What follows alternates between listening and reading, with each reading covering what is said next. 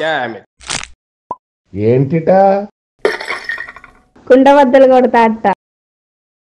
నమస్కారం, కుండబద్దల ప్రేక్షకులకి స్వాగతం. జగన్మోహన్ రెడ్డి జాతకం తిరగబడుతోంది. ఢిల్లీ స్థాయిలో కేంద్ర పెద్దల దగ్గర తనకున్న ప్రభావం ఏమాత్రం తగ్గలేదు. గత ఉపరాష్ట్రపతి ఎన్నికల్లో తన బలం కోసం బీజేపీ ఫోన్ చేయగానే జగన్మోహన్ రెడ్డి అనుకున్నది ఇది. ఇక ఈ లిక్కర్ స్కాములు కానీ, ఇక తన అధికారంలో ఉండగా చేసిన ఈ వ్యవహార శైలి మొత్తం కాపాడటానికి పైన కొంతమంది ఉన్నారు. ఎందుకంటే ఎన్డీఏలో ముఖ్యంగా ఉంది వాళ్లే కాబట్టి తెలుగుదేశం పార్టీకి, జనసేన పార్టీకి బీజేపీ ఎంత దగ్గరగా ఉందో అంతకంటే ఎక్కువ జగన్మోహన్ రెడ్డికే దగ్గరగా ఉంది అని అనుకుంటున్న ఈ సమయంలో ఆ నమ్మకాన్ని వమ్ము చేసే విధంగా ఢిల్లీలో ఒక ఇద్దరు పావులు కదపడం జరిగింది. మరి దాని మీద బీజేపీ సీరియస్ అయినట్టుగాను, జగన్మోహన్ రెడ్డి కూడా దాందుకు కొన్ని చర్యలు తీసుకోవడానికి ఉపక్రమిస్తున్నట్టుగాను తేలుతోంది. మరి వాటి మూలాన జగన్మోహన్ రెడ్డి మళ్ళీ తన నమ్మకాన్ని అలాగనే నిలబెట్టుకోగలుగుతాడా, లేకపోతే బీజేపీ ఇక చిన్నగా జగన్మోహన్ రెడ్డిని వదిలేసే కార్యక్రమాలు చేపడుతుందా? కేంద్రం నుంచి ఇక జగన్మోహన్ రెడ్డికి ఎటువంటి సాయం ఉండకుండా పోయే అవకాశాలు ఎన్నున్నాయి అనేది ఈ వీడియోలో నేను మీకు పూర్తిగా వివరించే ప్రయత్నం చేస్తాను. వీడియో నచ్చితే కనుక ఖచ్చితంగా లైక్ చేయండి, ఇంకా 10 మందికి షేర్ చేయండి. అలాగనే వీడియో మీకు బాగా నచ్చితే ఇంకా 10 మందికి చేరాలి అని అనుకుంటే కింద హైప్ బటన్ ఉంటుంది, హైప్ బటన్ నొక్కి హైప్ చేశారంటే కనుక వీడియో ఎక్కువగా వైరల్ అయ్యే అవకాశం కూడా ఉంది. So please hype this video. ఇక అసలు విషయానికి వస్తే, ఢిల్లీ స్థాయిలో కేంద్రం పెద్దల దగ్గర తనకున్న ప్రభావం బాగానే ఉంది అని జగన్మోహన్ రెడ్డి అనుకుంటున్న తరుణంలో ఒక ఇద్దరు దానికి గండి కొట్టారు అనేది ఢిల్లీ వర్గాల నుంచి వినిపిస్తున్న వినికిడి. ఎందుకంటే గత ఉపరాష్ట్రపతి ఎన్నికల్లో జగన్మోహన్ రెడ్డికి ఉన్న బలాన్ని ఎన్డీఏ అభ్యర్థికి ఓటు వేయటానికి వాడుకునే విధంగా మరి బీజేపీ నుంచి ముఖ్య నాయకులు జగన్మోహన్ రెడ్డికి ఫోన్ చేసి మాట్లాడారు. ఇక రాష్ట్రంలోనైతే ఈ లిక్కర్ కుంభకోణం కావచ్చు, మిగతా ఇతరత్ర చాలా రకాలైన అంశాల్లో జగన్మోహన్ రెడ్డి దోషిగా నిలబడిన ఆయన బలం కోసం బీజేపీ ప్రయత్నం చేసింది అని అనుకోగానే అందరూ కర్రాఖండిగా చెప్పేసుకున్నారు. వీళ్ళు బయటకు ఎన్డీఏలో టీడీపీ జనసేన తోటి రాష్ట్రంలో అధికారంలో ఉన్నారు తప్ప వాళ్ళ మనస వాచ కర్మణ మొత్తం జగన్మోహన్ రెడ్డితోటే ఉంది. ఎందుకంటే ఉపరాష్ట్రపతి ఎన్నికల్లో అసలు అవాంఛనీయమైన ఎన్నికలాగానే కనపడుతుంది. ఎందుకంటే పూర్వపు ఈ వైస్ ప్రెసిడెంట్ని రాజీనామా చేయించే అంశంలో కావచ్చు, మళ్ళీ అసలు ఎన్నిక రావటానికి ముఖ్య కారణమే బీజేపీలో వాళ్ళకున్న స్టాండ్ అనేది కూడా ఇప్పుడు ప్రచారం నడుస్తుంటే ఇందులో పరువు దక్కించుకోవాల్సిన అవసరం బీజేపీకి ఏర్పడింది. ఎందుకంటే బొటాబొటి మెజారిటీ తోటి గెలుచుకొని పైకి వెళ్తే కనుక మరి బీజేపీకి అనేక రకాలైన అడ్డంకులు, అవాంతరాలు ఎదురయ్యే అవకాశం ఉంది.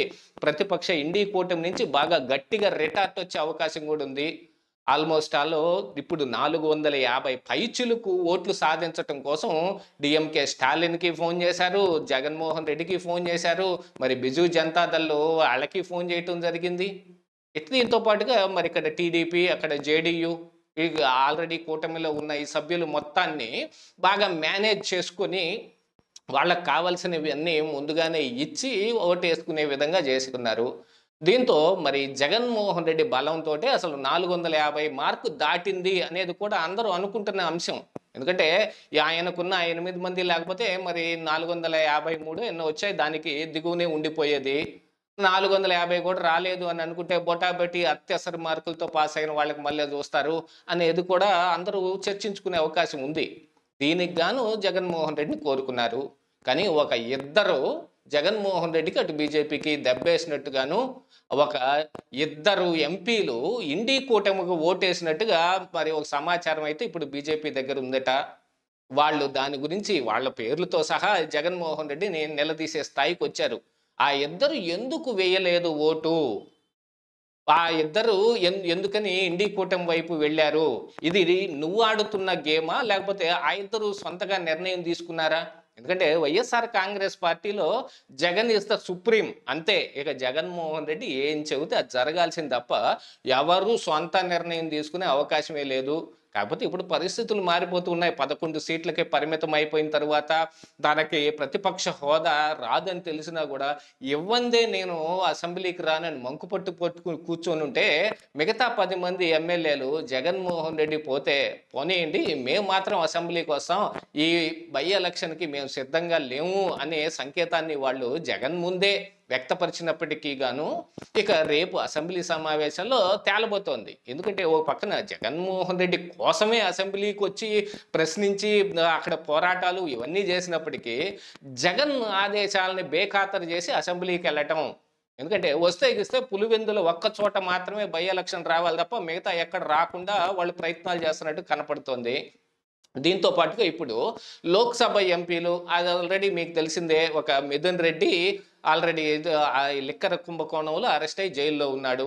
ఇక అవినాష్ రెడ్డి మెడ మీద కత్తి వేలాడుతోంది. వివేకానంద హత్య కేసులో ఆయన మీద బెయిల్ రద్దు చేయాలని సునీతారెడ్డి సుప్రీంకోర్టుకు వెళ్ళిన సుప్రీంకోర్టులో సిబిఐ ఆన్సర్ మీద ఆధారపడి ఉంది. ఆ వీడియోని నేను నిన్న పెట్టడం కూడా జరిగింది. అసలు సిబిఐ ఒక దొంగాట ఆడుతోంది అని.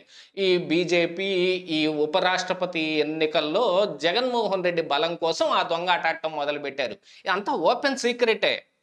ఇక్కడ ఈ రాజకీయాల కోసం బీజేపీ ఏమైనా చేస్తుంది, జగన్మోహన్ రెడ్డి ఏమైనా చేస్తాడు, తన తల కాపాడుకోవడానికి ఎంతకైనా తెగిస్తాడు. మరి నిన్న మొన్న ఉండవల్లి అరుణ్ కుమార్ వచ్చి పెద్ద నీతి కబుర్లు చెప్పబోయాడు.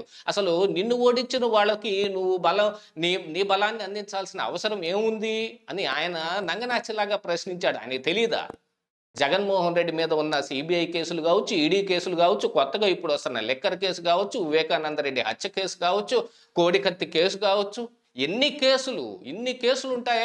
కేంద్రంలో ఆపగలిగిన ఆ పెద్దలు ఉండగా వాళ్ళ చెప్పినట్టుగా వినకుండా వాళ్ళకి అవసరమైన వాళ్ళకి ఓటు వేయకుండా మరెవరికి వేస్తారు జగన్మోహన్ రెడ్డి? ఆ మాత్రం తెలియని చిన్న పిల్లాడేం కాదు కదా ఉండవల్లి అరుణ్ కుమారు. అన్నీ తెలిసినా కూడా ఊరికే ఏదో మీడియా ముందు జగన్మోహన్ రెడ్డి ఎందుకు వేస్తున్నాడు అనేది ఒక ప్రచారం రావటానికి ఆయన తంటాలేవో ఆయన పడుతూ ఉంటాడు. ఇక తీరా చూస్తే ఇప్పుడు ఉపరాష్ట్రపతి ఎన్నికల్లో ఆ ఇద్దరు వేసిన ఓటు మూలాన జగన్ ప్రాపకం పూర్తిగా పోయేటట్టుగా ఉంది. ఎందుకని వాళ్ళు నీ మాట కూడా వినలేదు అని. దీనికి జగన్మోహన్ రెడ్డి కూడా కావాలంటే ఆ 2 ఎంపీలని బదులుగా మీకు 2 ఎంపీ సీట్లని గతంలో విజయసాయి రెడ్డి దారాదత్తం చేసేసినట్టు రాజీనామా చేసి బీజేపీకి అది వచ్చే విధంగా చేస్తే ఇప్పుడు 2 రాజ్యసభ ఎంపీలు ఆంధ్రప్రదేశ్ రాష్ట్రం నుంచి బీజేపీ తరపున ఉన్నారు. మరి ఇంకొక 2 కూడా రాజీనామా చేసి వాటిని కూడా బీజేపీకి అప్పచెప్పేటట్టు. ఎందుకంటే 28 వరకు టైం ఉన్నవి 2 ఉంటే 30 వరకు టైం ఉన్నవి కూడా 2 ఉన్నాయి.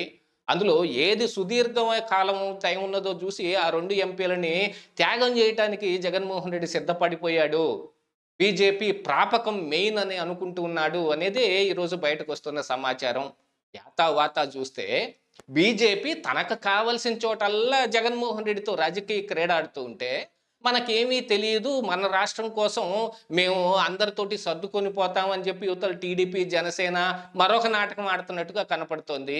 యాతావాతా చూస్తే లిక్కర్ కేసులో కాదు కదా, ఏ కేసులోనూ జగన్మోహన్ రెడ్డి అయితే లోపలికి వెళ్ళే విధంగా కనిపించడం లేదు. ఎందుకు? దానికి కారణం కేంద్రంలో ఉన్న పెద్దల ప్రాపకం. ఇదే ఈరోజు కుండబద్దలు.